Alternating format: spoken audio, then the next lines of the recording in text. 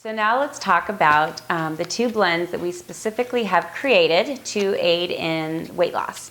The Matcha Super Berry is a really fun one. This one is packed with every super berry you could think of: maki berry, acai, goji, pomegranate, sour cherry, all of these berries that are so potent. And one thing that I like to remind my clients of is I like to talk about inflammation and to really understand that. When we think of inflammation, we think about, well, my joint is inflamed. But what we don't think about is inflammation in regards to our weight.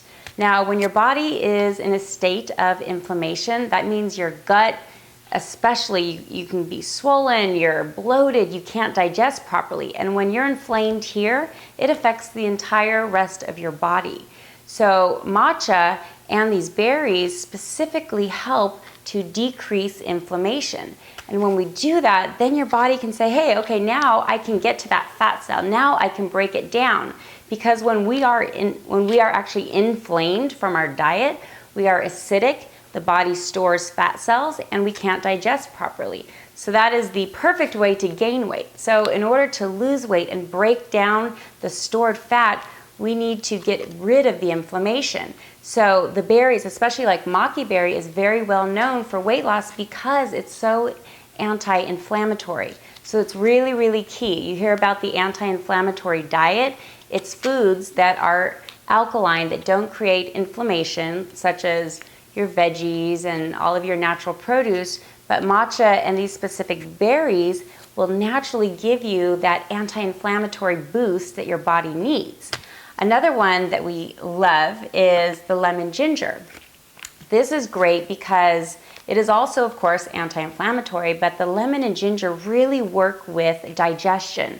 And as I tell everybody, the entire state of your body, your health, your well-being, your weight, all starts from the gut, your stomach.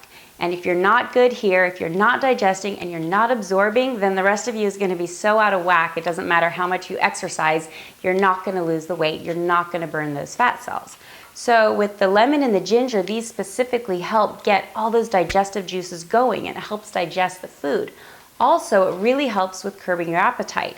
Matcha naturally does make you feel a little more full and you're a little less nibbly throughout the day. And so does lemon and ginger. If you sip on lemon juice throughout the day, you'll even notice that you're not as hungry. So when you've got this really strong lemon and ginger and matcha, and you can sip on it throughout the day, even as like a cold drink with a little coconut water and almond milk, it is great. And one key that I always encourage is, if you know you're gonna have a heavy meal that has a lot of heavy fats or starches, then drink a matcha, especially the lemon ginger, like a half an hour before, and it helps to break down the fats, and it helps you to not overeat when you have that meal a half hour later.